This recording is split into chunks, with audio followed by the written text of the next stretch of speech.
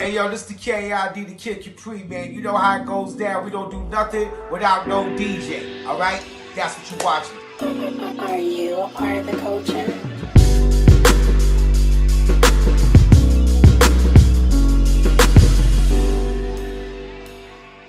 Yo, what's going on? We are back. This is the Without No DJ podcast, and I got a very, very, very special guest with me today. We had him previously, but that was before COVID, and he's back. He's of the Executioners, the X-Men, the great teacher himself, DJ Rob Swift. How you doing, brother? I'm chilling. I'm alive. Survived COVID. Still here, DJing and spreading the hip hop gospel.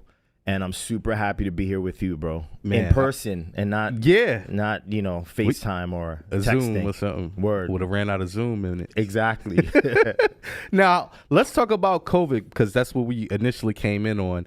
How was COVID for you, and how did you pivot from COVID as a DJ?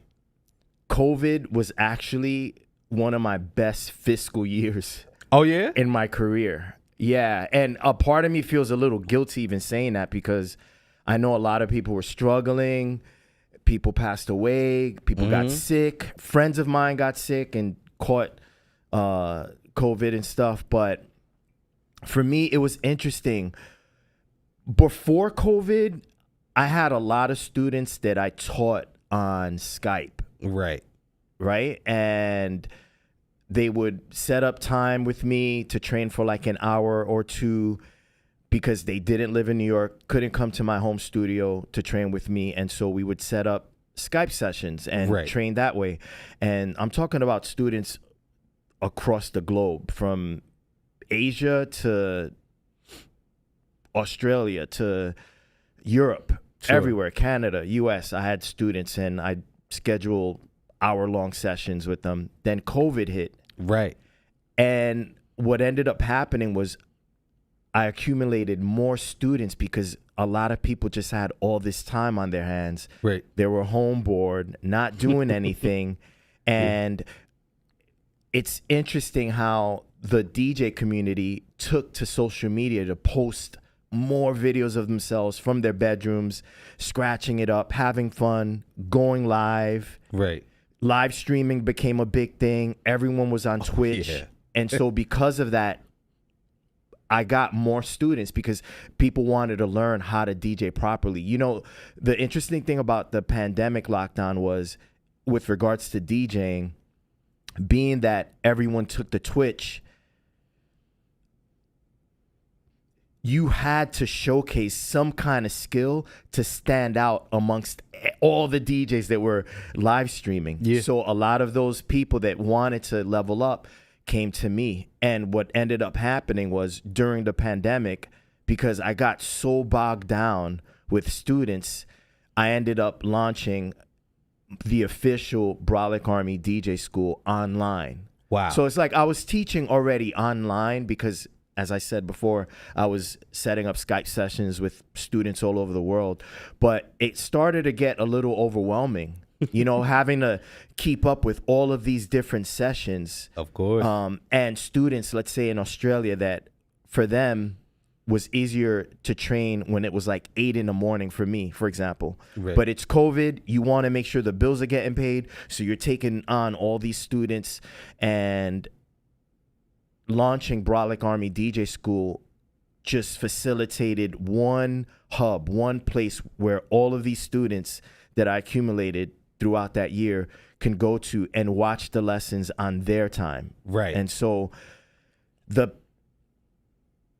short answer of it is I came out really good, you know? And again, I struggle saying that because I know that it was a tough year for a lot of people, but I think for DJs, it ended up being like a benchmark moment, you know? I think there are more DJs today because of that lockdown than there were pre-COVID. So as far as the DJ community is concerned, in a weird way, it ended up benefiting our community.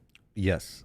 Now, as far as when COVID first happened, do you remember where you were and any events that you had lined up? And it's like, man, I can't go to the Grammys or X, Y, Z. Yeah. You know what I mean? No, I do remember. I actually didn't take it as serious as it turned out to be. I remember thinking, remember when there was like was it the swine flu a few years ago? Yeah. And there was talk about it, but it was just talk. So I thought it was the same thing. Oh, this is hoopla, you know. Like monkeypox. Right. The media's just, trying to scare us. Yeah. And then at the time, I had a residency at a spot called Interboro in Brooklyn, New York. Right. It's a really cool brewery where I had a monthly party, and I had the likes of Pete Rock perform with me. Wow. Diamond D. This was like a really fun party. It was called Rob Swift and Friends. Okay. Big up to my girl Caitlin, who at the time worked at Interboro and facilitated this opportunity for me to have this really fun party. And I would invite my students to also DJ. So it was a really cool environment. And we had Prince Paul booked to DJ this party. And talks of COVID started to really amplify in the media. Next thing you know, you're hearing about other DJs that you know who are canceling their parties. And I'm like, whoa, this is real. This is very real. Yeah. And so what ended up happening was, I think it was March, right? When the lockdown officially started, March of 2021. Yep. I had Prince Paul scheduled to come rock, Rob Swift and Friends. I had the students lined up. They were going to DJ. And I remember Prince Paul hit me up and he was like, dude, I don't know if we should do this party. He kind of initiated the talks of whether or not we should cancel. Right. And he was like, I'm not sure if we should do this party because people were starting to get sick in New York City. And there was that fear that people had of catching this new virus, and that fear just kind of took over the city, and what ended up happening was the party got canceled. So, it is what it is. That's the past, but it would have been nice to DJ with Prince Paul. I've never DJ'd with him, and I was super looking forward to this event. But yeah, he was like, dude, I don't know if we should do it. And then like within a day or two of receiving a call from him, Interboro was like, yeah, we're going to have to cancel. Like the city's, they're like locking everything down. That hurts. Yeah. That hurts. Were you an idiot like me and put on your mask to go check the mailbox and you're like, riding around your car with a mask on? Yeah, or you were doing your laundry with a mask on. You know what I mean? Like, I remember like just being scared to touch doors and stuff like that. It was serious, or like shaking hands, like, but giving the elbow to your boy. Like it was serious, and I'm just glad that we got through it. And like that was a crazy period. Like I'm a huge gym buff. Like I love working out, and like I was just going crazy not being able to get to the gym. Like I would go to parks, so I'd find like scaffolding in my neighborhood and do pull-ups on scaffolding because like I just was going nuts at home not being able to lift weights or anything. But again, with regards to DJing, the lockdown, COVID was actually good for the industry in a lot of ways because more people started DJing, and I feel more DJs took the skill aspect of what we do serious because you're on Twitch exposed. You can't, you're not at some residency just kind of on your phone letting a record play on your laptop. Like now you're on Twitch, people are at home like, all right, what is it that you do? You know? And so I feel like although the lockdown was negative for a lot of people, for industries like mine, it was actually sort of positive. Yeah. Unless you had a residency somewhere and your residency ended. But again, a lot of those DJs took to Twitch, and now they have Twitch channels and are still rocking weekly and making money off Twitch, or streaming. So yeah, it was an interesting time for us. Now, did you pivot and do like any Zoom parties, any corporate parties, or anything of that sort? No, I'm not Zoom live streamer type of DJ. Okay.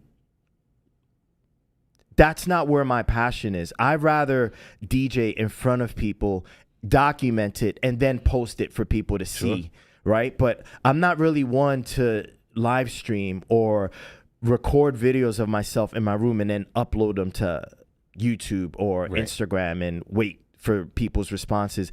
A couple of instances occurred where, I don't know if you're familiar with Tony Touch. Yeah, of course. Yeah. So Tony Touch began live streaming his Toca Tuesday famous party in New York City. He started live streaming it because we couldn't go to clubs, right? So he invited me to appear on it, and I ended up doing like a couple of DJ workshops for the U.S. Embassy. Oh, that's cool. During the COVID lockdown. That was fun. But I personally myself didn't start up a Twitch channel or anything like that. It's That's just awesome. really not my preference with regards to DJing. So you took more of your classes and turned them into like tutorials per se? Exactly. That's Which is exactly what I very did. smart. That's exactly what I did. Yeah. So Brolic Army DJ School is an online school that I launched smack dab in the middle of COVID. And it's a hub where students of the art of DJing can go and learn about the techniques involved with this, because there's a lot of mysticism behind DJing still in 2023 that escapes a lot of people. Like, you could watch someone DJ and then buy the gear, buy the laptop, and attempt to do what you see other people do, and then it hits you. This is hard. And there's a lot behind what I saw this DJ do at a particular nightclub. You know, DJs that make it look easy actually are the ones that have spent their 10,000 hours training and getting to that point where what you do just comes natural. Sure. And so the school, I personally feel, is the best, to be honest with you, because I don't just teach the techniques. I go into the history of DJing. I go into the history of hip hop so that my students have context on what they're learning. And I think on the flip side, with regards to the COVID pandemic lockdown and the influx of DJs into our community, our scene, it, as positive as it was in a sense that more people started DJing and the community grew and the discipline of DJing became more popular, there's also a negative to that, because I feel like people, not everyone, it's, let's say, new to DJing within the last 3 years, but some of those people, I feel, picked up this hobby for the sake of just having something to do. And I feel like this art deserves more. You know, like, if you're going to pick up DJing, take the time to learn about the art and the history of the art. And so now, a lot of times when I'm scrolling through Instagram or TikTok, I might see a really cute girl in front of a controller, and she hits play, and then she smiles at the camera, and then the music's playing, and then there's like this font on the screen, but she's not doing anything to the music. But she's considered a DJ in the eyes of many people. And so me being the DJ that I am, I feel like that's an appropriation of our culture. You know, like, okay, you picked up DJing during the pandemic because you had nothing to do, and now you have, like, millions of views on videos because the lighting in your room is perfect and you're attractive looking, not because you're actually contributing to the art from a creative standpoint.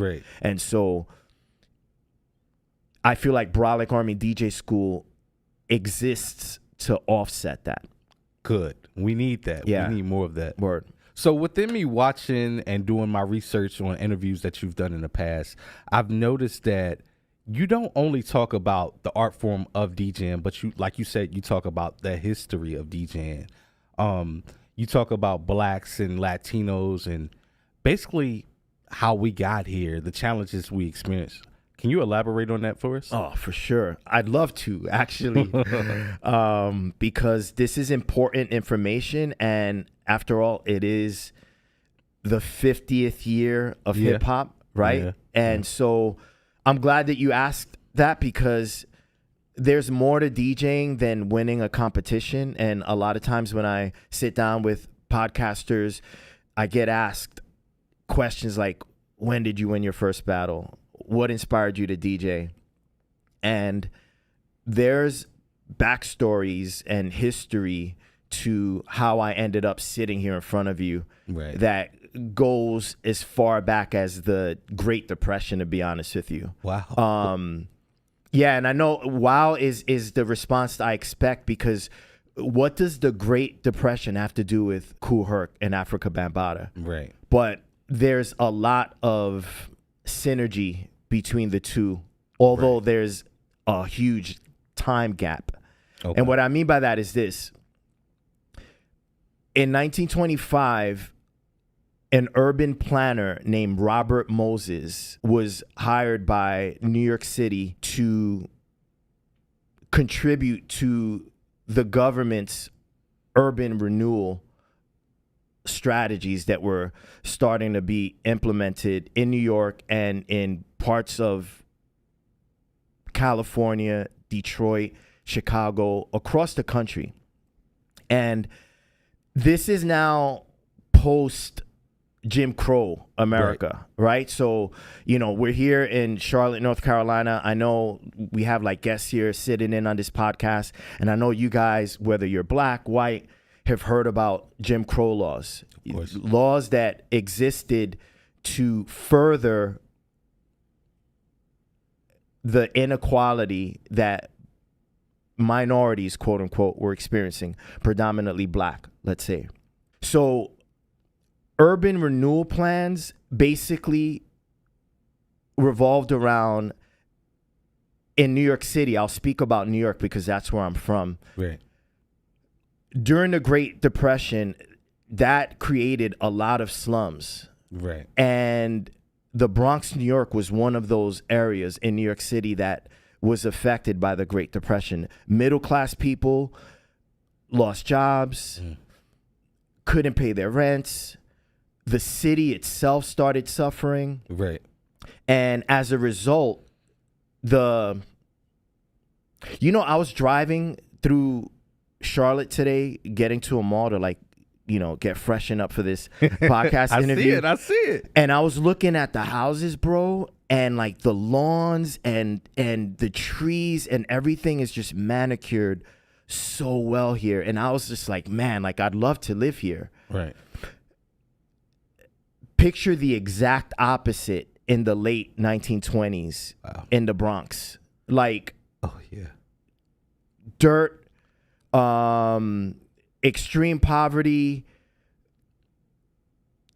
cities, neighborhoods were not being manicured, and because of that, slums evolved, right?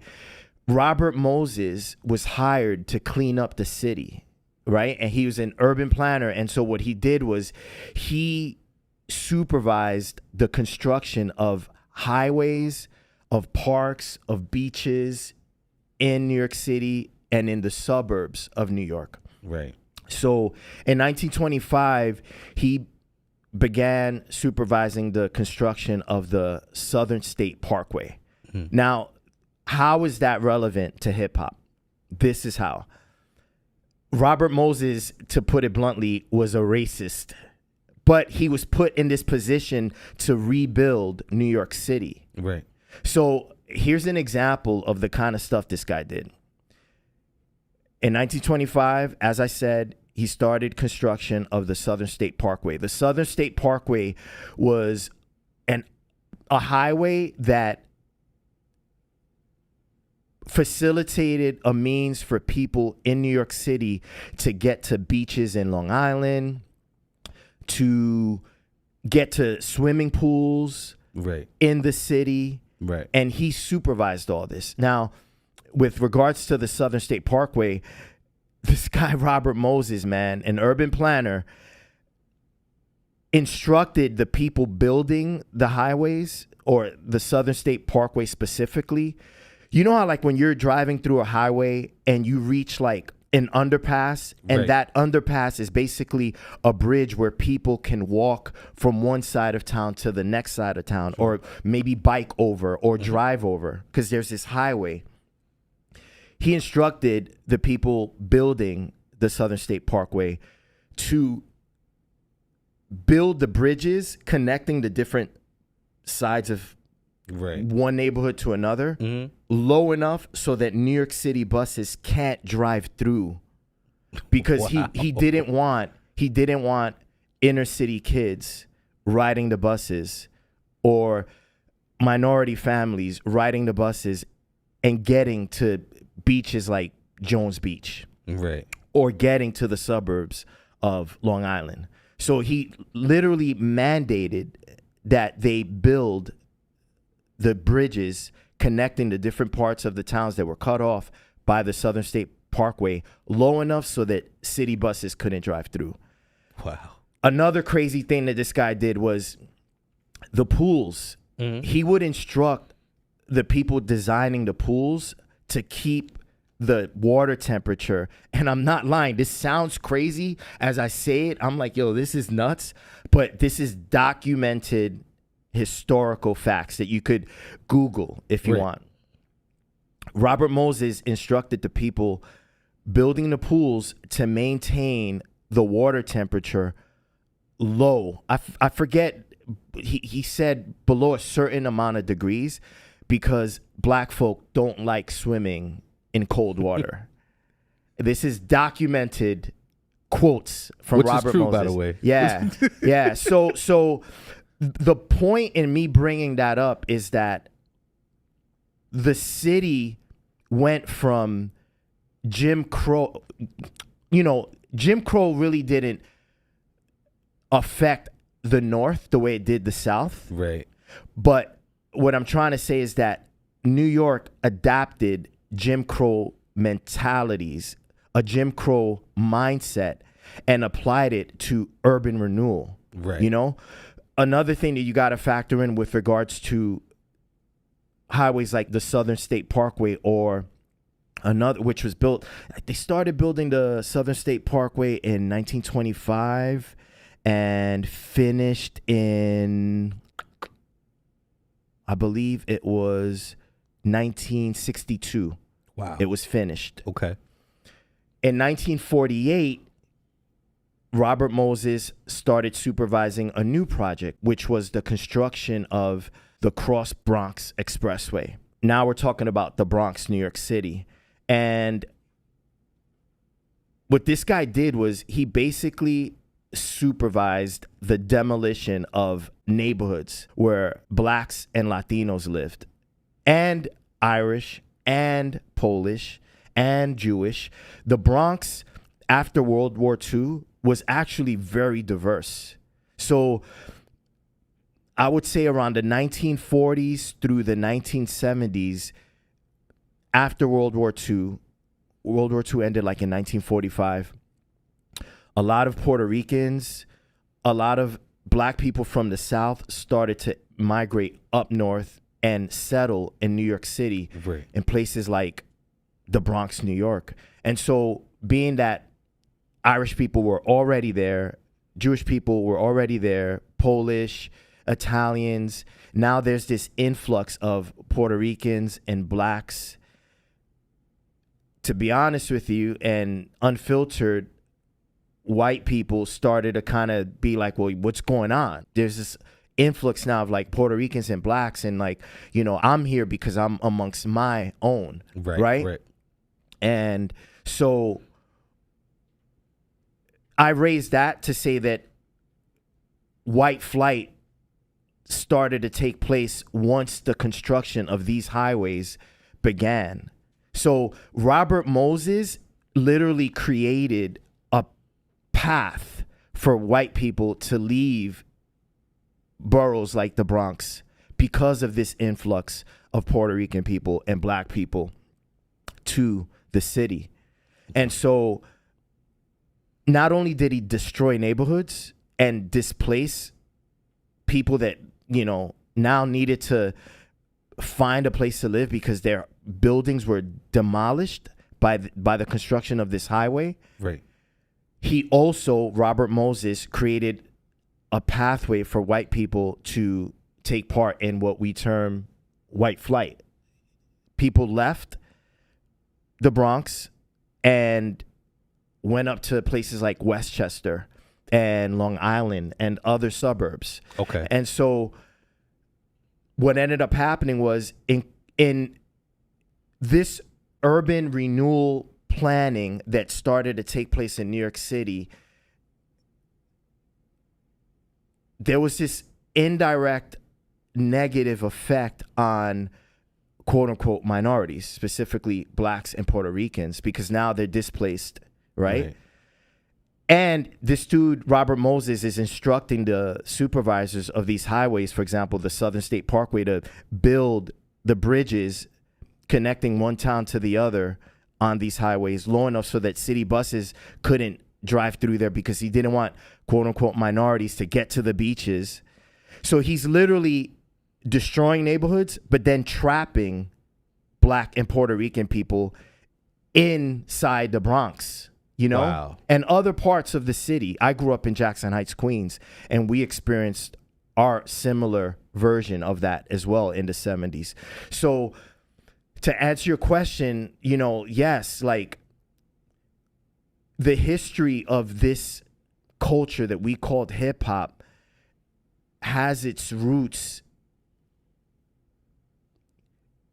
that are just way deeper than just a guy named Kool Herc that decided to do a party. It's like, what brought Kool Herc to the Bronx? Right.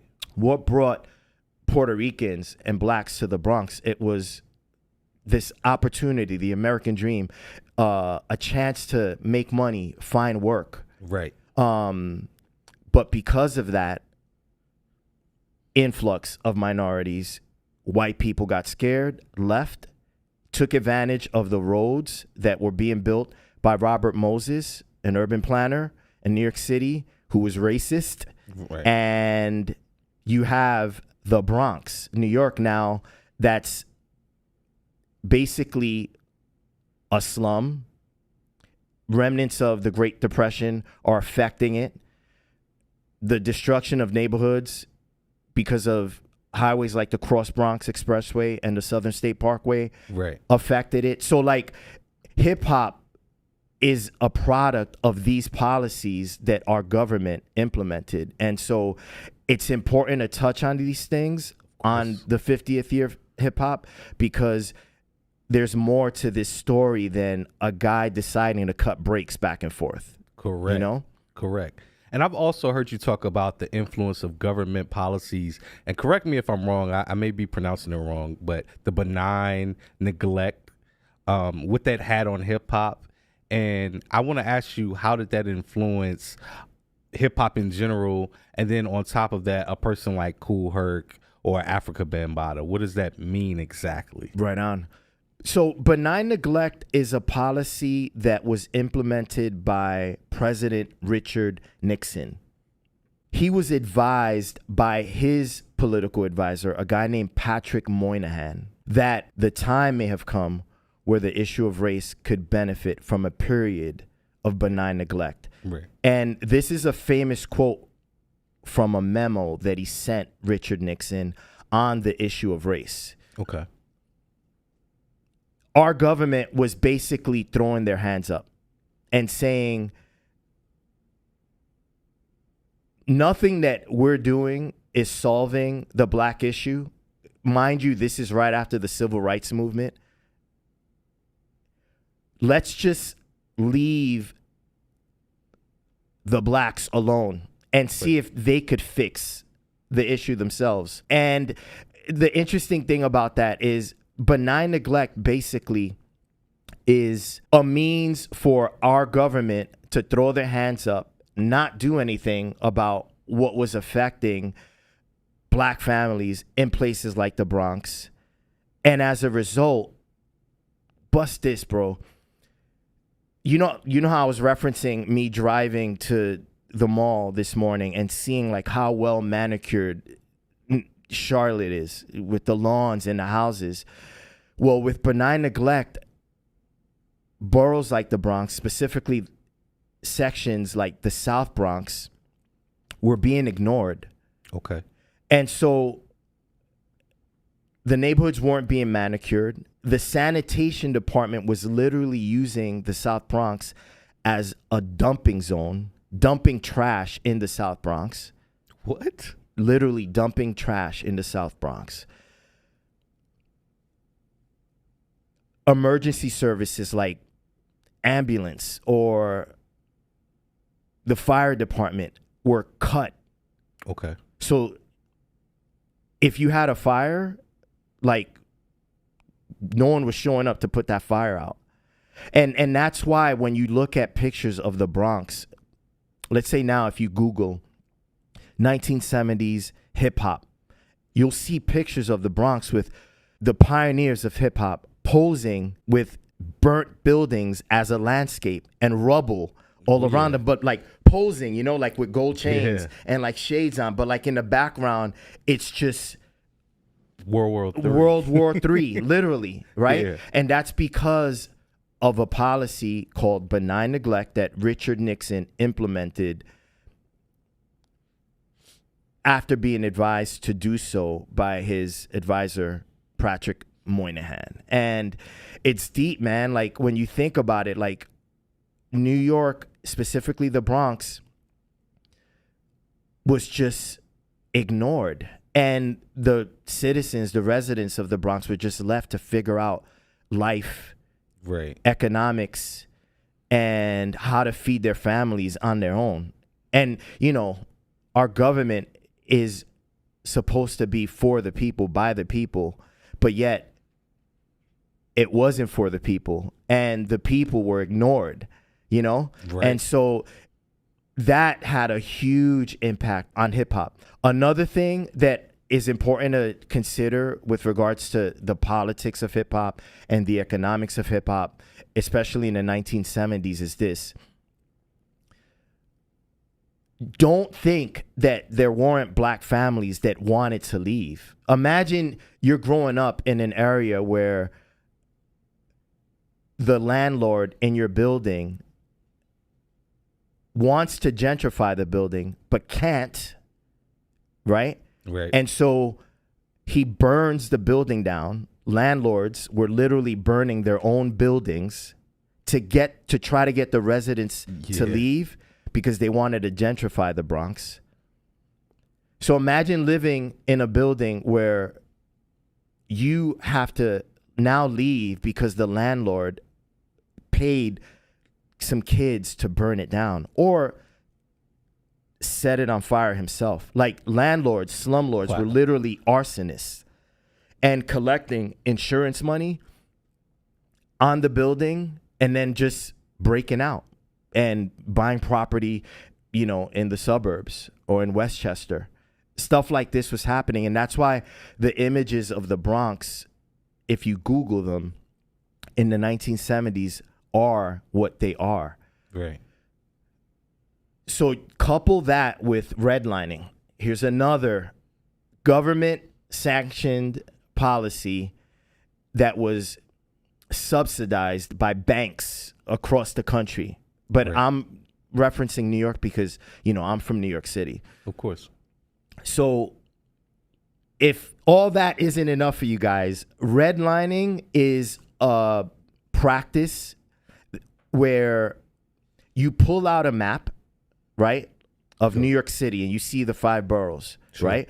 And let's say you're trying to decide which regions of New York City you want white, wealthy, well-to-do people to live, and which regions of New York City you want impoverished, quote-unquote, minorities to stay. Right. Right? Oh, wow. So you take out this map, you take out a marker, and then you start drawing borders around the areas where there's a high concentration of blacks and Latinos. Right. So you draw red borders, and that section of the Bronx, New York City, or in my case, it was Jackson Heights where I grew up, is deemed as undesirable to live. So what that means is implants from other states that arrive in New York and are looking for a place to live, Right. go to the bank, and the bank basically steers them away from living in the red part of that map. And in the case of the 1970s, it was the Bronx because white flight, right? Okay. Benign neglect, how those policies indirectly or directly, if you really think about it, because it was basically an extension of Jim Crow, just a legal way of segregating people. Right. Right? So banks would literally deter wealthy whites from living in certain areas and be like, yo, yeah, that area here, red, you don't want to live here. There's an area here in green where there's a lot of white people, where there's hardly any or no black folk. You'll be happy here. And so redlining literally was a practice of legal segregation that took place in New York City and other parts of the country, Chicago, California. It wasn't just New York. And so I think the pertinent issue there is, well, or question is, how, again, did these black folk ended up living in such a, like, third world, quote unquote, so to speak, place? Like, how is it that in New York City you have a region that looks like Vietnam? Like, how is that possible? Right?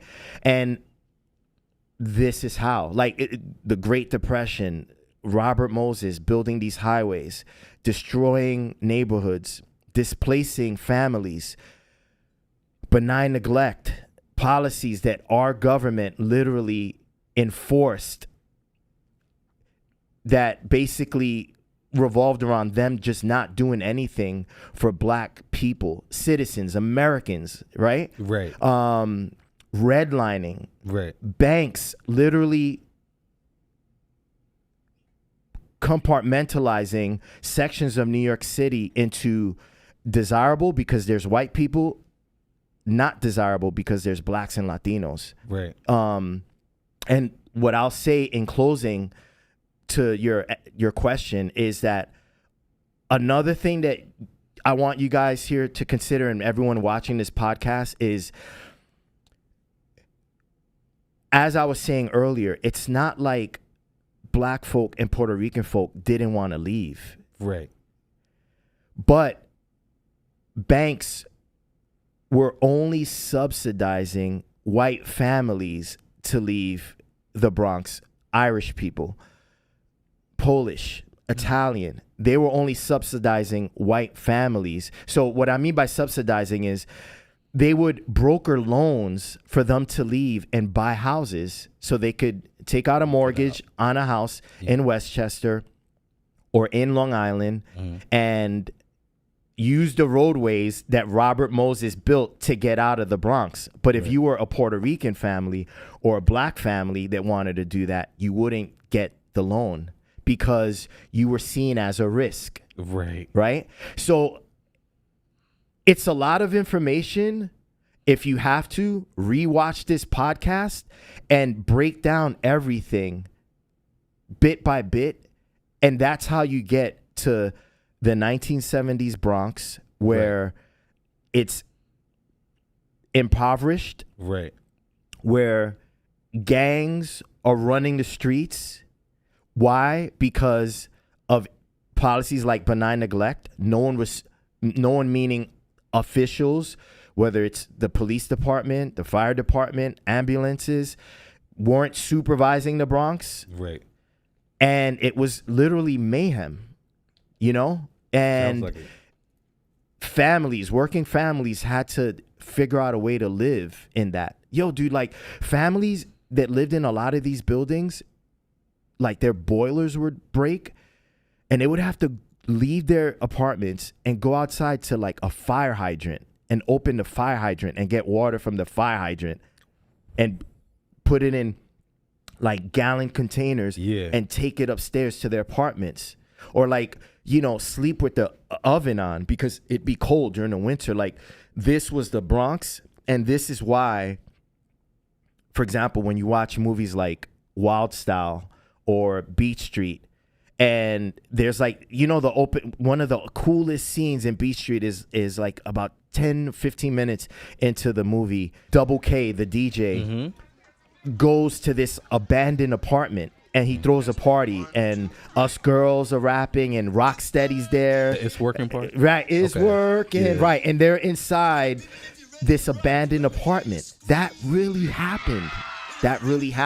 And that was really the Bronx. But the thing is it's easy to watch a movie and sort of like gloss over that. Like, I see, but I'm a different kind of person. My thing is, why are they inside of an abandoned building? Why isn't the DJ inside of a nightclub? Why is it an abandoned building inside of this apartment and people have scarves on? Right. Dancing during the winter. Why is that? And so because I asked those questions, this is the information that I sort of, you know, excavated, you know what I mean? Yeah. And connected the dots to hip hop. Yeah. So with all that being said, it was so much poverty going on. How does hip hop get birthed from those conditions? So I think it's important for me to touch on the fact that I'm trying to find like a tactful way of saying this, right? Without being like too abrasive. Hip hop, its origins aren't pretty.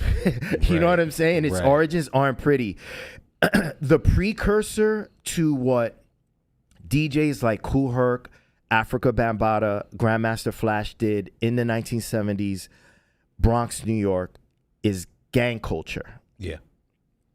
In the late 1960s, early 1970s, gangs like the Savage Nomads, the Savage Skulls, the Seven Immortals, the Seven Crowns, the Ghetto Brothers, the Black Spades ran New York City. New York City was gang infested. And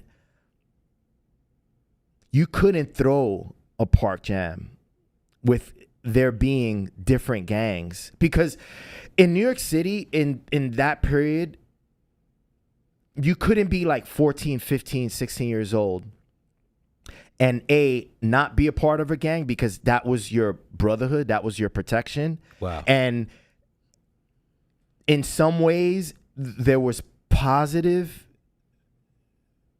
aspects of gang culture because gangs policed their neighborhoods, because again, we had policies like benign neglect.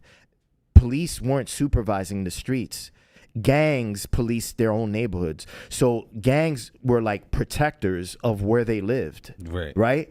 And in a lot of ways, that's how hip hop, gang culture, and graffiti are connected. You know, you would mark your territory. You would take a spray can and mark your territory. You know, the Seven Immortals or the Ghetto Brothers. And so if you were in this neighborhood and you saw the mark of whatever particular gang ran that section of the Bronx, you knew not to start trouble, or you were going to get your ass kicked, to put it bluntly, or worse, you were going to get stabbed up or shot and killed, right? So in that weird sense, there was some positive aspects to gang culture, because again, they policed their own neighborhoods because the police didn't care and they weren't supervising the city. But at the end of the day, there's nothing really, it's not like being in a gang is gonna have you end up in a good place. You know what I mean? Like when you're in a gang, you're gonna, for the most part, your future's already, talk about graffiti and, you know, it's written on the wall what's gonna happen to you, where you're gonna end up. You're gonna either end up dead, in jail, And so this was an issue Right. for the city. And speaking of ending up dead or in jail, there was a watermark moment in 1971. A guy by the name of Cornell Benjamin, his nickname was Black Benji. He was in a group, or a gang, I should say, called the Ghetto Brothers. Okay. And the president of the Ghetto Brothers was a guy named Yellow Benji. And Black Benji was a warlord. And what that basically means is, as a warlord, you are the one in the gang that's designated with the responsibility to decide whether you're going to go to war with a rival gang or whether there's going to be peace. So wait a minute. Mm-hmm. The warlords were a real thing? Because when I think of the warlords, I think of Good Times and, you know, how JJ was trying to be a part of the warlords. That was an actual gang. The warlords in this context were, each gang had a warlord. Okay. And that person was designated with the responsibility of maintaining the gang culture, Sure. the tenets of the gang, and deciding whether or not his gang was going to go to war with another gang, or if they were at war with another gang, when would be the appropriate time to broker peace between his gang and the other gang. Oh, okay. I got you. But Good Times, I think that takes place in Chicago, right? Chicago. Yeah. They had their Own thing. similar experience that people in the Bronx did. So I love that you referenced Good Time, because there was some symmetry there. Okay. Watts, same thing. In Detroit, same thing. Yep. Good Times, I missed that show, man, because it was real. It was real. It was the black experience. And you're a kid from Queens. Dude, I grew up in a tenement building in Jackson Heights, Queens. 1-bedroom apartment. My father immigrated to New York City in like 1969. Got a job at a factory. Minimum wage at the time for a factory worker was like $4.50. And all he could afford was a 1-bedroom apartment. And so in like 1970, 71, he sent for my older brother and my mom to come to New York. And I was born in 1972. I know I don't look it. I look like 21, but I'm old. I'm 51. And so, yeah, I get it. When you reference Good Times, the reason I bring that up is because I remember, dude, growing up in a 1-bedroom apartment.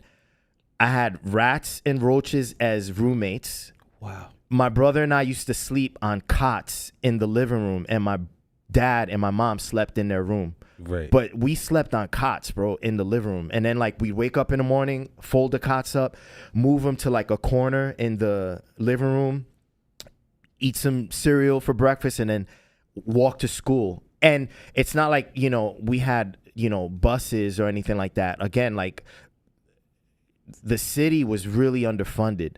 So we would, like, walk to school, and, you know, we were kids that basically took care of themselves because our parents had to work. Yep. So it's not like the way things are now where, like, kids, you know, have helicopter parents and kids are spoiled. Like, nah, me and my brother, we fended for ourselves. So when you reference Good Times, you took me right back to 3752 89th Street, Jackson Heights, growing up, you know, throwing shoes at mice in my apartment or opening the cupboards and seeing roaches, but thinking that's normal. Because I saw it on Good Times, you know what I mean? Right. Like, you know what I mean? That's kind of normal. Right. And again, I'm driving through, I can't help but continuing to reference the houses that I saw today, bro. When I was going to the mall and, like, the lawns and just how pretty everything looked.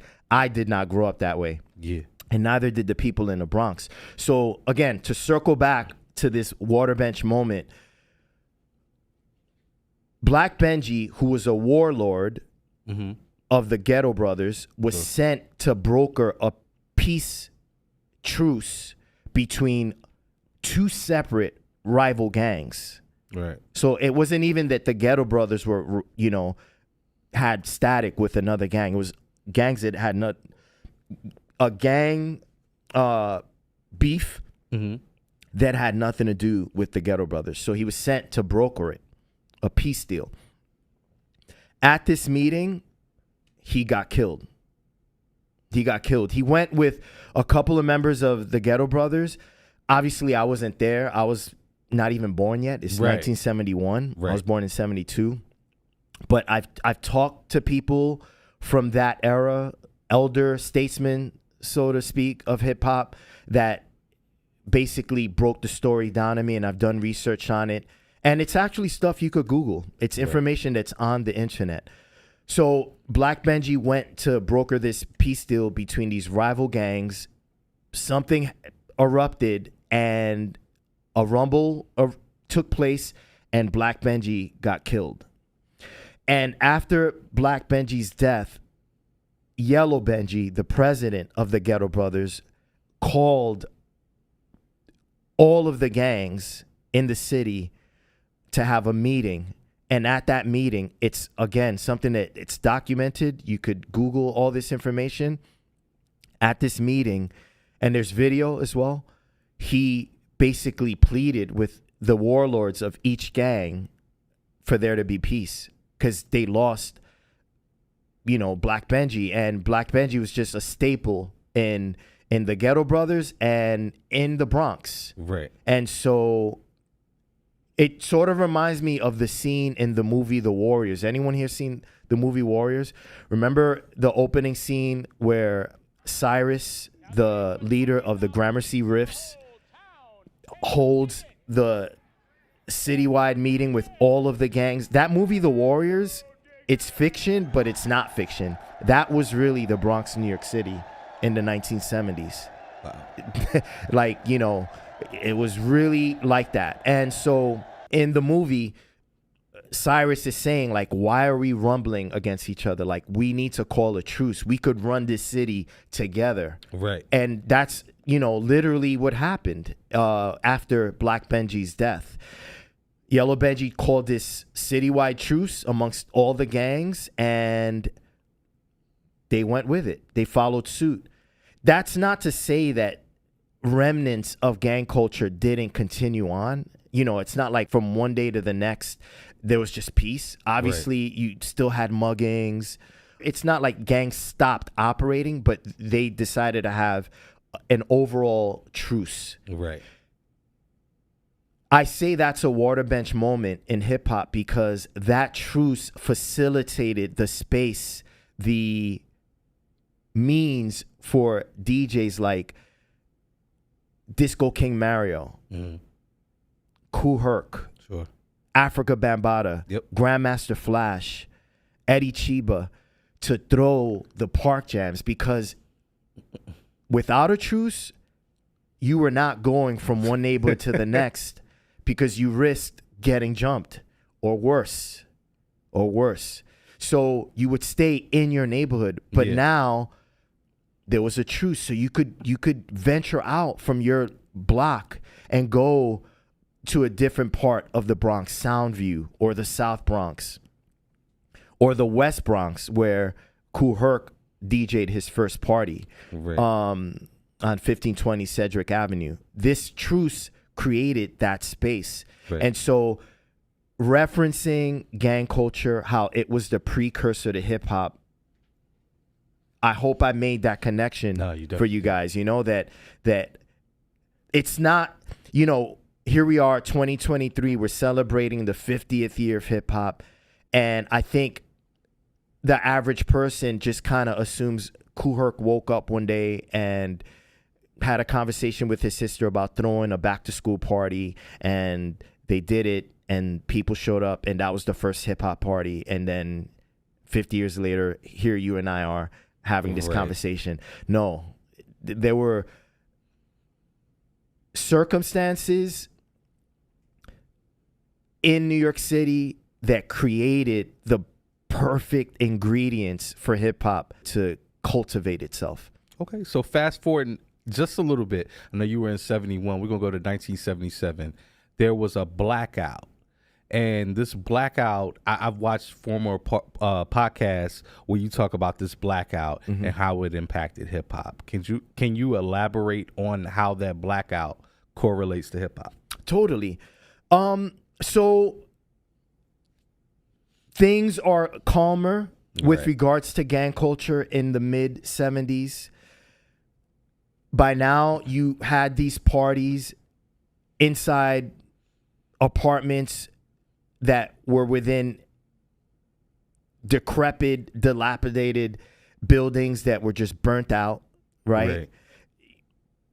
All you pretty much had left in the Bronx, places like the South Bronx, Soundview, the West Bronx, were predominantly blacks and Puerto Ricans. Right.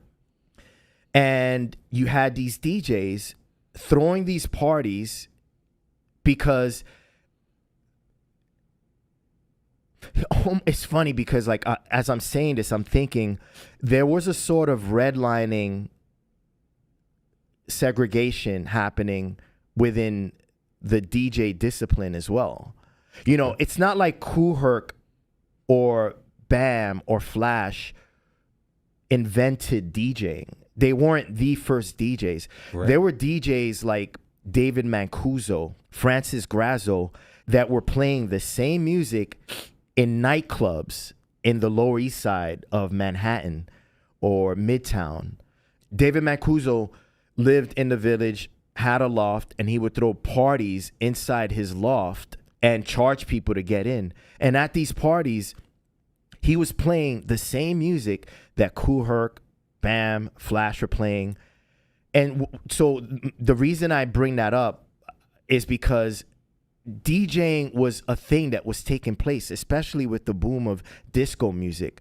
Right. But the relevance there is that Herc, Bam, Flash had this pigment. Right. So it's not like they could, you know, schmooze their way into a nightclub in Manhattan and DJ. They weren't the right color. Right. You know, DJs who were Italian were getting those gigs. Right. So in a weird way, even DJing experienced its own sort of segregation and redlining. Right. Not necessarily on purpose, but again, it was just kind of remnants, ripple effects of these policies that I referenced earlier. So they were resourceful. And what they did was they threw parties in parks. For electricity, they would connect their gear to lampposts. Right. How crazy is that? Like the risk that they were taking just to play music. Yeah. And again, they weren't supervised. So it's not like they were. You try to do that today, cops are ending the party. They're on you. Right. They're on you. Back then, there was no supervision. No one cared what these kids were doing in the Bronx. Right. So in a weird way, it created this opening for them to do whatever they want and for this culture to start, you know, growing its roots. Mm-hmm. And so parties were taking place courtesy of, again, Herc, Bam, Flash. But here's the thing. It was an exclusive club of DJs that were throwing parties. Right. It's not like when you consider all that I've talked about with regards to the poverty that was affecting the Bronx, New York City. The reason the 1977 blackout is relevant to this discussion now is because when the blackout happened, kids, teenagers ran inside these stores like the Wiz, like Crazy Eddie, and looted the gear you needed to DJ. Right? Yeah. Again, there was no supervision in the Bronx. So this is another watershed moment in hip hop because more DJs evolved from that night. So looting took place, and as a result, more people had the gear. So more people started DJing. Right. So that caused the roots of hip hop to then spread out and the tree to start to form. Right. You know what I'm saying? That moment. Something else that I wanted to kind of circle back to that I feel is an important watershed moment 2023, we're going to be celebrating 50 years of hip hop. The first hip hop party started or was launched or birthed in August 11th, Sure. 1973. How is that possible if hip hop is a combination of 4 elements and no one was breaking at this party? And it's not like we had graffiti writers, Right. painting murals as DJ Kool Herc was rocking. Right. And it's not like people were rapping. Rapping the way we know it to be didn't exist. Coke LaRock, Kool Herc's rapper and the person that we coin as being the first rapper in hip hop, wasn't rapping at this party. It was just a DJ playing music. Right. Nothing different from what David Mancuso was doing in The Village or Francis Grazzo was doing in spots like the Sanctuary, Right. clubs. Right. Kool Herc was just doing it inside a rec room at 1520 Cedric Avenue. But why do we say this is the first hip hop party? Right. That is like my gripe with a lot of this stuff. You know what I mean? For sure. Again, I feel like what we're celebrating is the start of one man's career. Sure. That's actually what we're celebrating, is the start of Kool Herc's career. That said, please don't get mad at me because I'm not diminishing Kool Herc's place in hip hop. Dude, I see Kool Herc and I feel like I'm staring at God sometimes, dude, because like he has the beard and the dreads and there's just an energy around him and you're just like, yo, that's Kool Herc. And you're just staring at him, and I've seen him DJ and you're just like, and it's not like Kool Herc is like super technical or any of that, but it's Kool Herc, right? So it's like, I have the utmost respect for him. He's going to be inducted into the Rock and Roll Hall of Fame. Right. That's amazing. Well-deserved. I applaud it. But within the history and context of hip-hop, I feel what we're actually celebrating is the start of his career on August 11th, 1973, not the start of hip-hop. The start of hip-hop, to answer your question, was the early 1980s. That's when the term started to be used. And that's when the framers needed to give it a name. That's when the pioneers needed to label it as something because the media started to recognize it and discover it. Right. In the 70s, no one knew this was taking place in the Bronx. This was just something that was unique to people in the Bronx and people that were down. By 1981, the media took hold of this thing that was happening in the Bronx because they were documenting that decade of fires. Right. So it's funny, indirectly, the slumlords that were burning their buildings down, displacing families, was creating this media attention. I don't know if anyone here or anyone watching has seen a movie called, it's a series, right? It aired on television called The Bronx is Burning, about the New York Yankees. Mm-hmm. And when they were in the World Series, the sportscasters that were narrating the game would talk about a camera shot of a building on fire as the World Series is taking place. Wow. And saying like, well, what do we have here? What's there? Looks like there's a building on fire as the game is being played. So these fires brought media to the Bronx to be like, yo, what's going on here? Like, why are these buildings burning? Right. Why is there all this poverty and debris everywhere and trash? Like, it's like a war zone here. So when the media started to document the ongoings in the Bronx, indirectly, they discovered hip-hop, which wasn't called hip-hop at the time. It was just a thing that Black Everybody and Puerto was Rican doing. kids were doing. And then saying, well, we're here to document this fire that happened last night, but We heard this music coming from this park a block away. Let's go see what that's about. And pulling up on a kid with turntables outside, cutting it up, and someone rapping. And then these 12, 13, 14-year-old kids breaking on cardboard.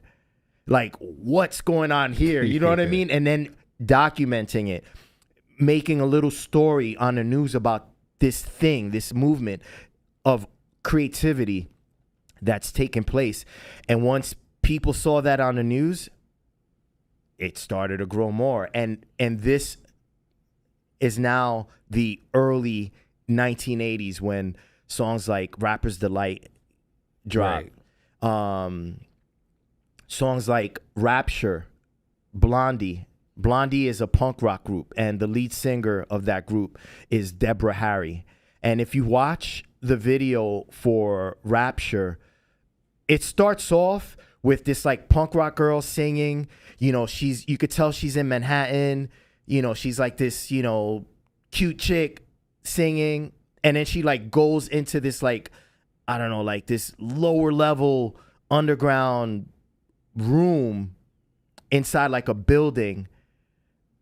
And I feel like it's sort of fitting, like the imagery, because she went from being like this like Sex in the City type of girl walking in New York singing to going into this underground room where there's a guy with turntables staring at her while she's singing. And then there's a guy by the name of Fab Five Freddy graffiti painting on the wall in the video. So it's like, if you never heard this interview with B-Man and I, and you watch that video, that might kind of go over your head. But now that you're hearing me say that, watch the video again and you see, oh, like the white people from the village that didn't want to have anything to do with the Bronx now are coming into the Bronx because of this, I don't know, I don't want to call it a craze or a trend because it's 50 years now, right? Right. But this thing that was bubbling, that it's in the news, they wanted a part of now. Right. And that's when it started to really grow and multiply this wave. Right. Because it wasn't just these Puerto Rican and black kids doing it by themselves. Now, white folk, and I gotta credit Fab Five Freddy, man. He was down. He was a graffiti writer, but he used to hang out in places like the Village with punk rockers, places that Grandmaster Flash, Bambaataa, Kool Herc weren't going to. Right. These guys just stayed in the Bronx. There are pictures of Fab Five Freddy with Basquiat, who's a famous artist. Andy Warhol and Fab Five Freddy. So the reason I feel Fab Five Freddy deserves a lot of credit, and I don't understand why he doesn't get it, is because he would convince these people that owned art galleries that were caking off people like Basquiat off their paintings. He would convince them to go to the Bronx with them to discover and experience what was happening in the Bronx that no one in the outer boroughs, unless you were down, knew. There are pictures of like Fab Five Freddy, Grandmaster Flash, and Deborah Harry. Like, it's a random like threesome of people, but he was the mediary, so to speak. He was the common denominator between the punk rock scene that was blowing up in the Village and the Lower East Side and the quote unquote hip hop scene that there wasn't even a name for it yet, that was blowing up in the Bronx. So he would bring these people up to the Bronx and like hang out with them like, yo, isn't this cool? And it'd be like Rocksteady Crew breaking or Grandmaster Flash cutting up Take Me to the Mardi Gras. You're in the Bronx, you come from Manhattan, and you're this punk rocker, this new waver, and you're meeting the graffiti writers that tag up the trains that you ride. Like now you're interacting in this world.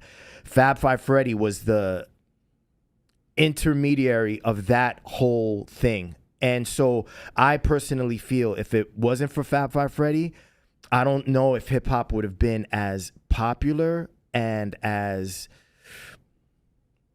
prime to then explode into the next phase, which was Hollywood and, tours in Europe with Rocksteady crew. Fab Five Freddy helped facilitate that. Him, along with Africa Bambaataa, who then created, by then, the tenets for hip hop: peace, unity, love, having fun. They, I feel, were the ones that coined, or I shouldn't say coined, Cool Keith Cowboy is the one that coined the term hip hop in a rap. Mm-hmm. But I feel, from my research, from what I've gathered, the information tells me that it was actually Bambaataa and dudes like Fab Five Freddy that sat with dudes in suits that were now getting ready to package this thing that was happening in the Bronx and sell it to the world. Yep. It was dudes like Bambaataa and Fab Five Freddy that were like, well, what are we going to call it? Like, what do you call a product? Yeah. You can't just sell it and be like, yo, it's the jam. Because that's what they called parties, jams. Right. When breakers would go to the floor and spin on their head and do windmills, they would be like, yo, he's going off or he's rocking. These are the terms that we or they used to label what was happening in that first decade. You can't call a product rocking. Right. We're going to sell rocking. Or here, we're going to package this product, breaking, graffiti, MCing, DJing, and call it the go off. Right. You know what I mean? No. They decided hip hop. This is what we're going to call it. And this is what it looks like. It has 4 elements: graffiti, breaking, DJing, rapping. It has tenets: peace, unity, love, having fun. I personally feel the tenets that Bambaataa gave it was a means for him to not scare the public at large that they were going to sell this product to, because it was black kids, Puerto Rican kids that, to be honest with you, had a stigma attached to them, and they're coming from the Bronx. So it's like, you're going to sell us this thing that like criminals do, quote unquote. Right. They poor kids do, quote unquote.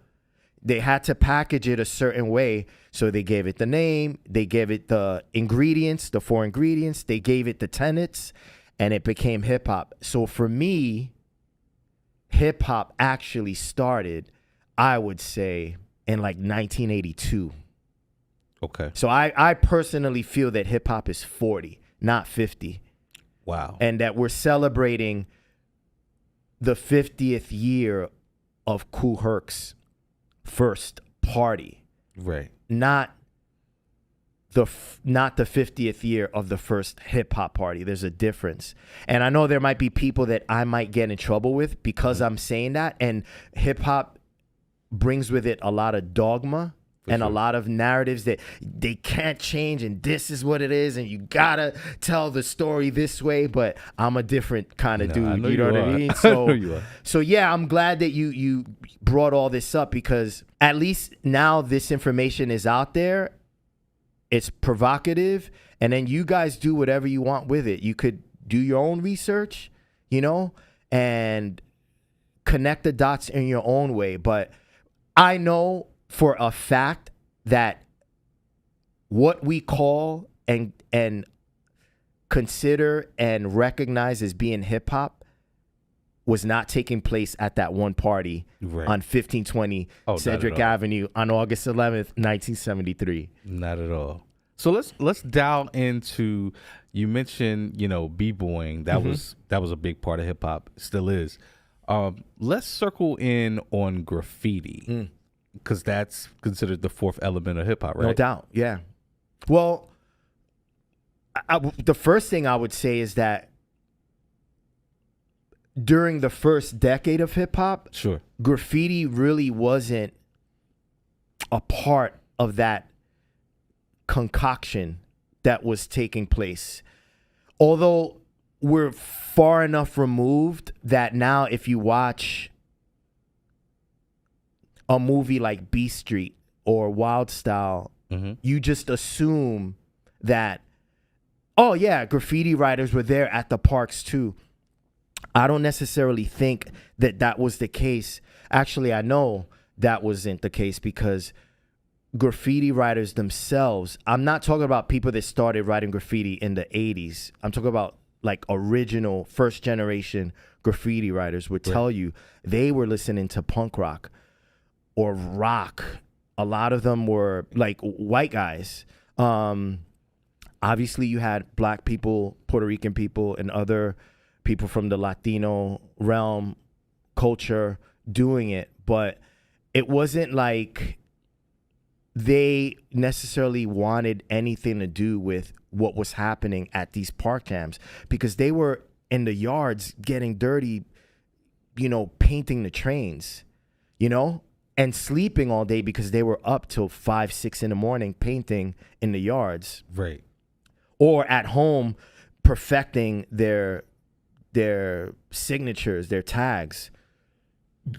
Excuse me. So if you're a graffiti writer and you're at home perfecting your tag on a black book, or you're a graffiti writer leaving their house at 1 a.m. to go paint, you're not at some park jam at 1 p.m. You're sleeping Right. and getting ready to do the same thing later on that night. Right. So graffiti, I wouldn't necessarily say became a part of hip hop until the 80s when guys like Fab Five Freddy, who was also a graffiti writer, and Africa Bambaataa decided, well, a lot of the breakers and MCs and DJs are graffiti writers too now, because there's this thing happening where like everyone is just kind of experimenting and interacting with these different facets of creating and self-expression. Why don't we just, bunch it up with the other 3 elements anyway? Right. So you feel what I'm saying? You guys Right. get what I'm saying? So yeah, like graffiti wasn't necessarily a part of hip hop.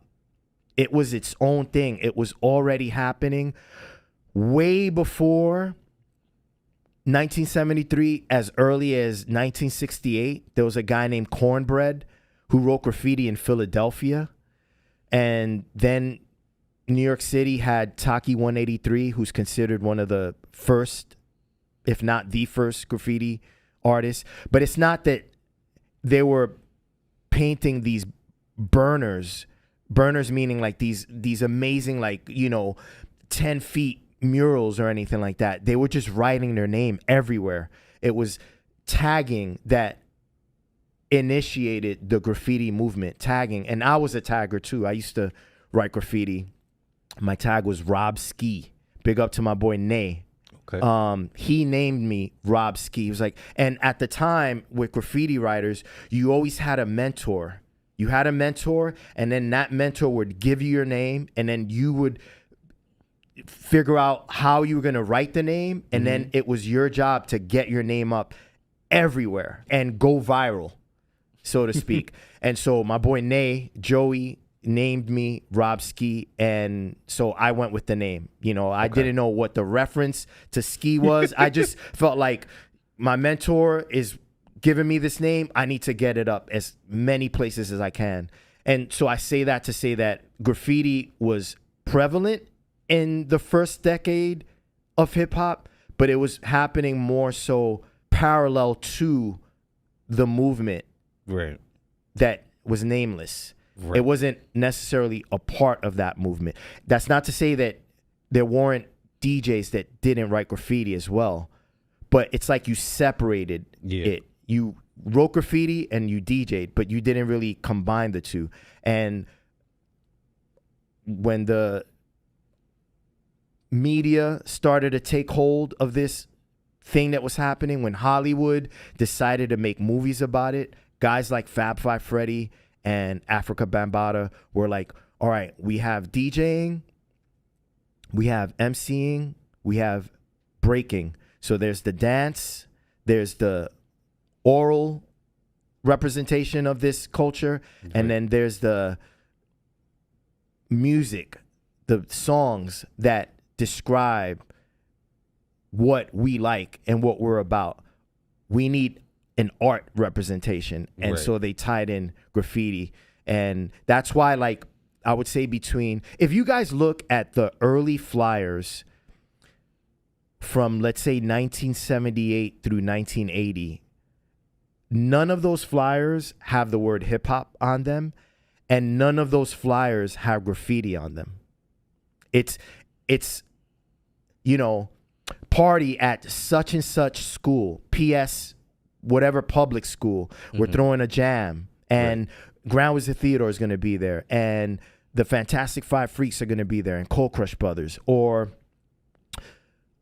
Park Jam at this park at this time, but you will not see the word hip hop, and you will not see graffiti as we know it to be on any flyer up until maybe 1981, 1982. Then that, again, guys like Fab Five Freddy and Bam decided, let's make this a part of this movement. And then you started seeing the graffiti in videos like Buffalo Gals, Malcolm McLaren. The media started to tie graffiti into what was happening with regards to hip hop now. You saw it in the documentary Star Wars, which is really about graffiti, but it was dope how they also touched on the fact that a lot of these writers were break dancers, and DJs, and that there was this thing happening in the Bronx called hip hop.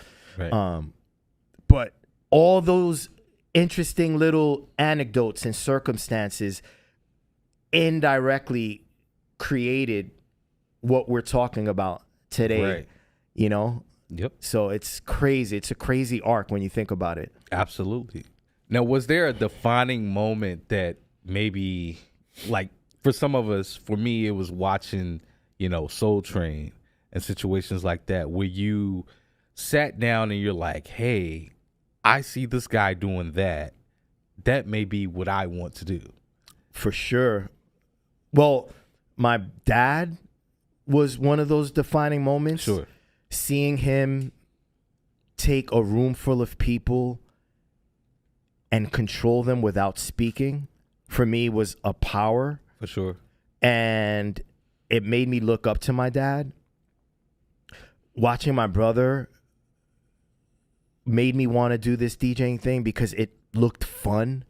And I realized through my brother that playing music or breaking or writing graffiti or rapping was a way for me to connect with my inner creativity. And now looking back, I realize that when you do that, I don't mean to sound corny, but I really feel like you're connecting with God. Like you're connecting with the part of you that is in your DNA, right? That is meant for you to create. Whether you write rhymes or write graffiti or DJ or spin on your head. These are amazing forms of expression that you don't learn at some formal school. It's like you just kind of come up with it on your own organically. If that's not God inspiring you, I don't know what is. You know what I'm saying? So I'm thankful to my brother for being that, I don't know, that gateway to this culture. And I'm thankful to my dad for buying the equipment and not getting mad at me for using it when he found out that we ended up, using his equipment when he didn't want us to anyway. But to answer your question on a larger scale, when you were saying, is there a one person or a one incident that you could point to that made you feel like that's what I want to do? You referenced Soul Train. I have a really cool story for you, man. When I was about 14 years old, so it had to be like 1986. I remember sitting in the living room of my apartment with my dad, and we were watching the first ever televised Soul Train Music Awards. Right. And LL Cool J walked out on stage carrying a massive radio. Right. And he performed the single to his second sophomore album, I'm Bad, Right. which was I'm Bad. That was the name of the single. Right. And he walks out on stage and he's looking at the crowd. I remember he was wearing like a leather suit. It was purple. He had a white Kangol on.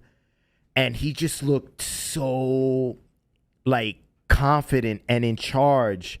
And like he knew who he was and what his purpose on that stage was. You know what I mean? And Right. he just oozed power. Right. And I was just mesmerized looking at him. And I remember I turned to my dad. Like my dad was actually like this far away from me. And I was like, Dad, that's what I want to do.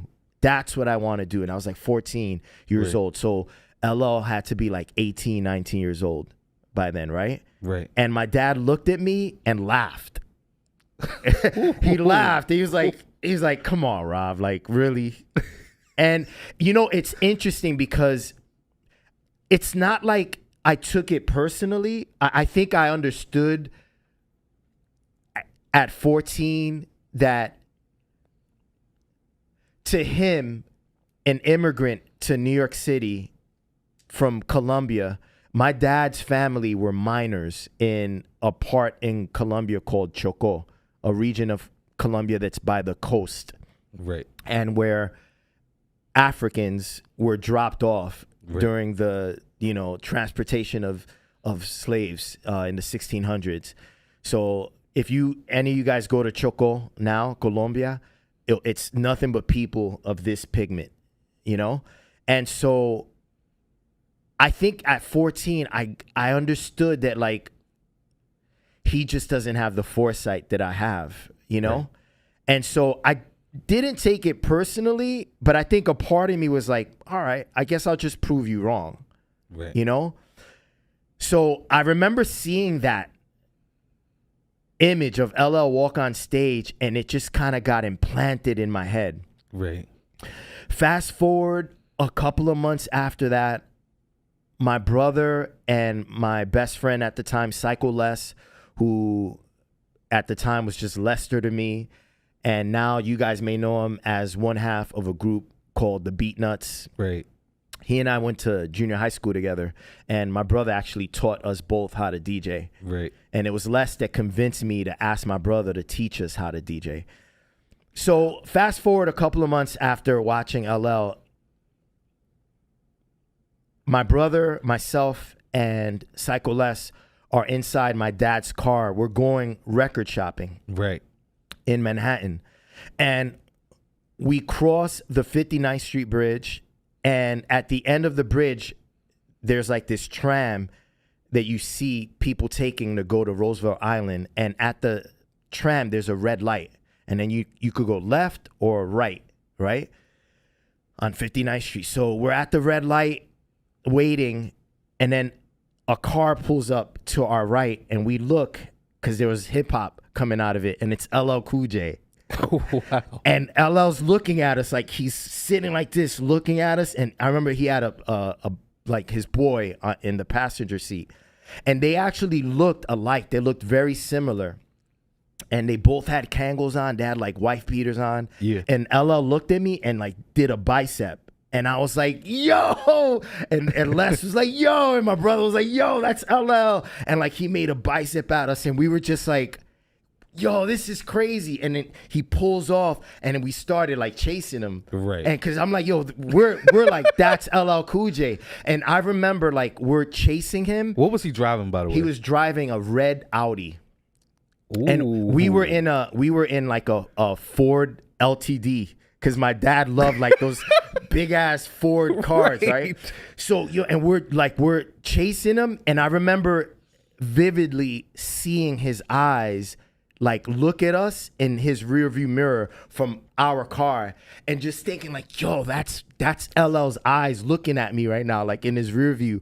And eventually he lost us, right? Yeah. But that was like crazy. That was like a crazy moment.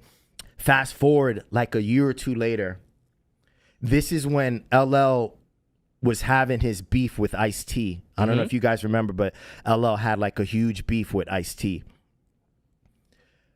Now I'm like 16, 17 years old, and the New Music Seminar was taking place. The New Music Seminar was like a seminar where rappers would assemble in New York City and have conventions on the rap industry. Right. And they actually had a famous battle called the New Music Seminar Battle that ended in 1994. And we could get into that later. But we're at the Palladium on 14th Street.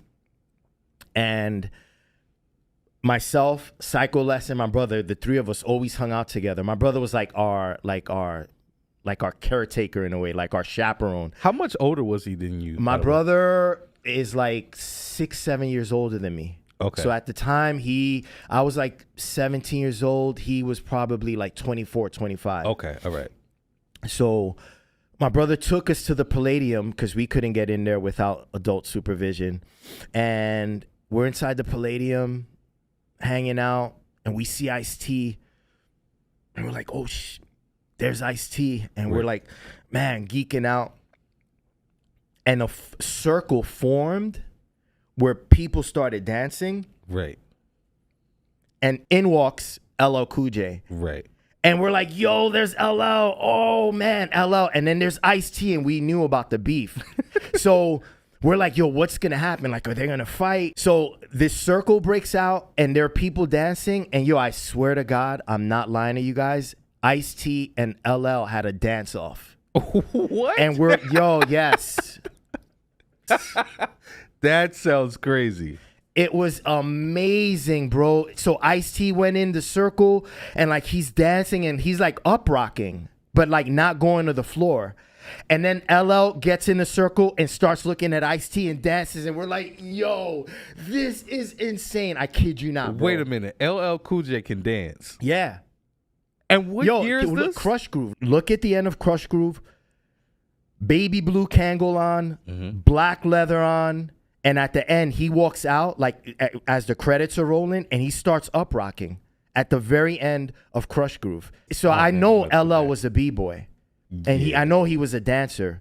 What year is this? The Palladium incident was, I want to say, 1988, 1989. Okay, all right. This was before the Walk with the Panther album. Okay. He had like a Till the Break of Dawn. That was out. Yeah. And he destroyed Ice-T on that song, man. Respect to Ice-T, but yeah, LL destroyed him. That moment where LL was like, wow, these dudes are having a dance-off.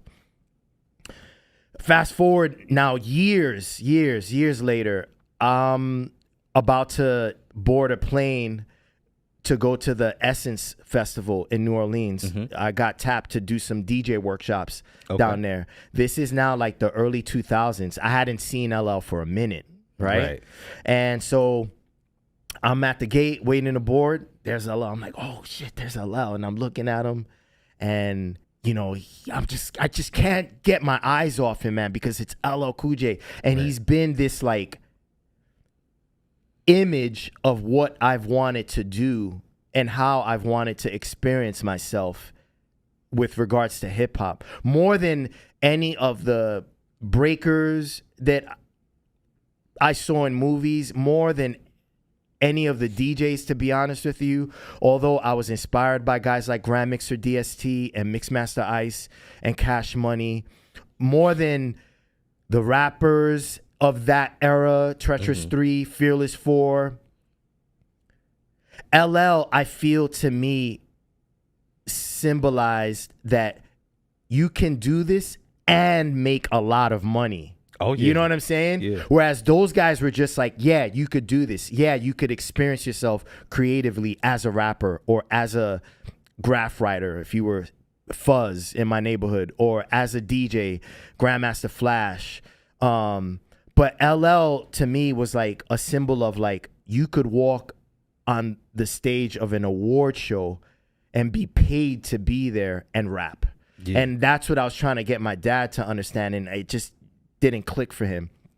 So when I saw LL about to enter the plane and sit down, I remember just thinking like, yeah, man, like someday, man, like, you know, I'll get to the point where like I'll feel that kind of financial freedom that I know this guy's feeling right now. You know what I'm saying? Right. Still had a mortgage back then, and you know, you're kind of each month you're hustling and scratching and clawing to get the bills paid, but somehow God's making a way for you to do it. Right. And then the pandemic happened, right? And I launched the school, Brolic Army DJ School. Correct. And it's my best fiscal year of my entire career.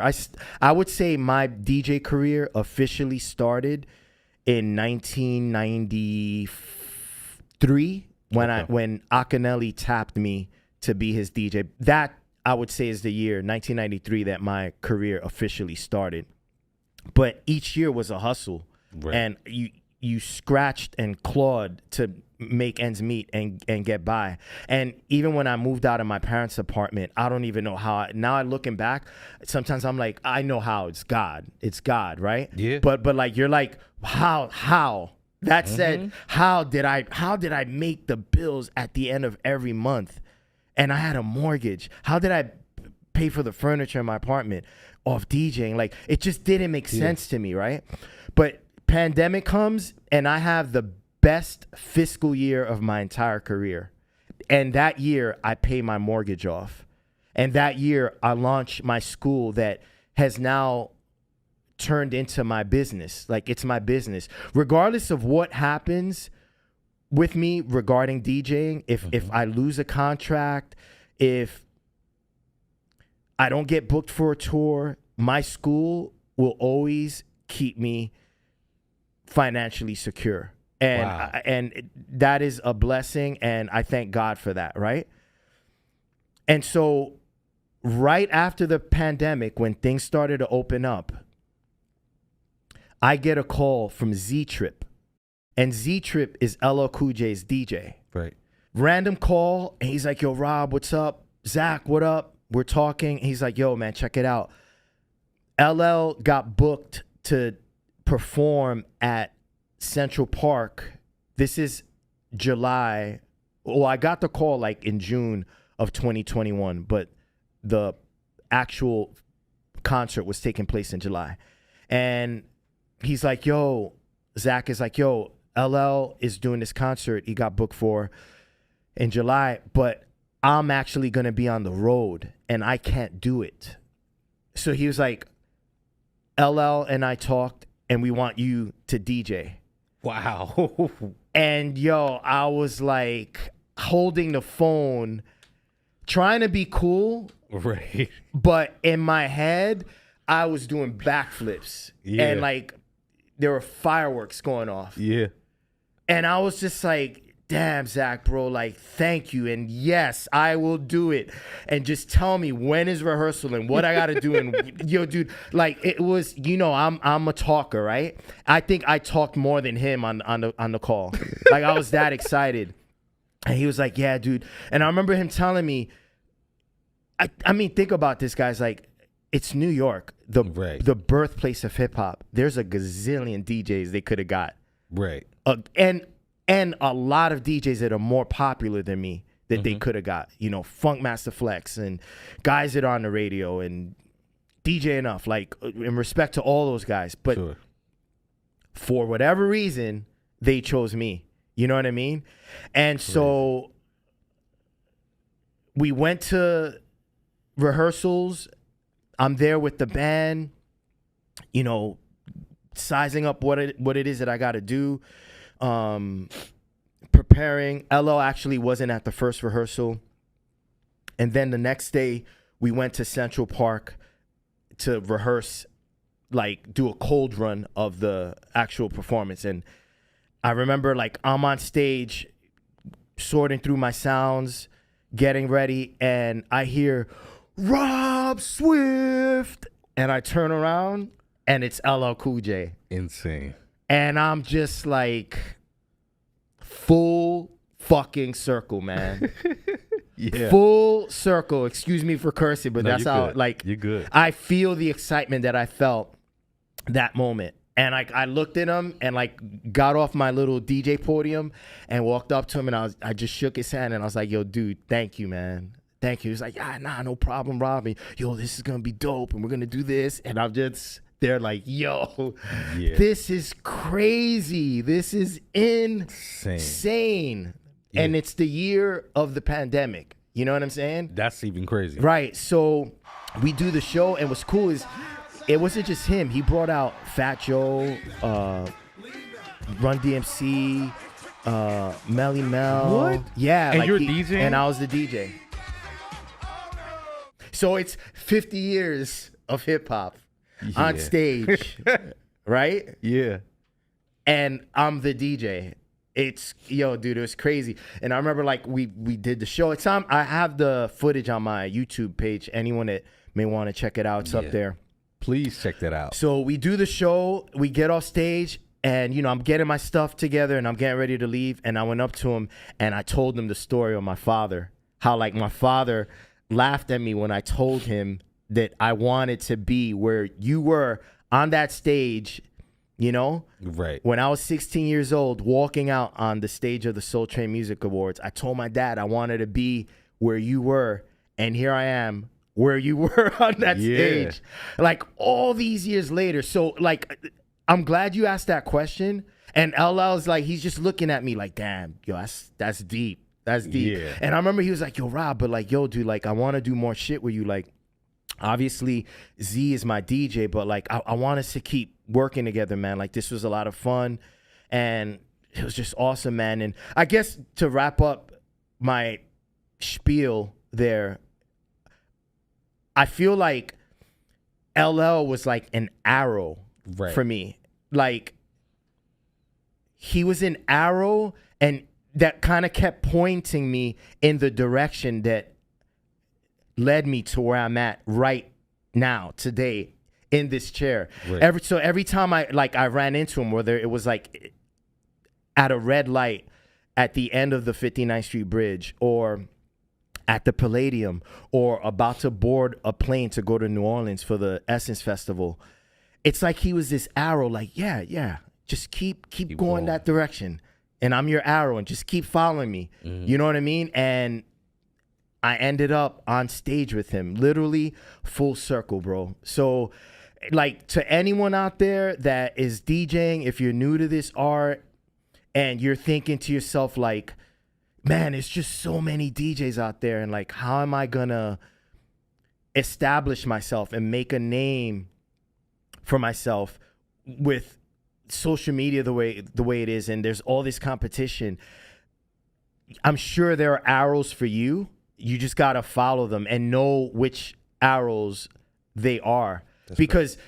You'll see other arrows too pointing you in directions that aren't meant for you to go in. Correct. I remember being in college all through the 90s, and on the cusp of graduating college, I remember having lunch with two friends that I went to high school with that went to my college, Monica and Rosemary. And we're sitting down and we're talking about what our plans are after graduating.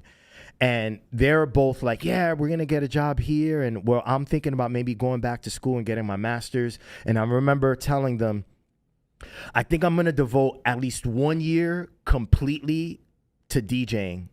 And then from there, I'll think about whether I'm going to go back to school or get a job. And I remember both of them looked at me and they were like, are you stupid? Like, that's what you're going to do? DJ for a year? Like, you're going to throw away your degree, and then a year's going to go by. And like, it was all these arrows pointing me, or two at that moment, pointing me in a direction that I knew in my heart I didn't want to go in. Right. You know, I felt like LL was like the arrow that was pointing me in the direction that led me here to this chair. So like, for people out there, whether you rap, DJ, whatever it is that you do, follow your passion. Correct. Follow your passion to the best of your ability. You will end up exactly where you're supposed to. Well, I'm just B-Man No DJ, live from the Backspin Studio, Without No DJ podcast. As you know, I have the impeccable Rob Ski, a.k.a. Yes. DJ Rob Swift. Yes, sir. Brolic arm.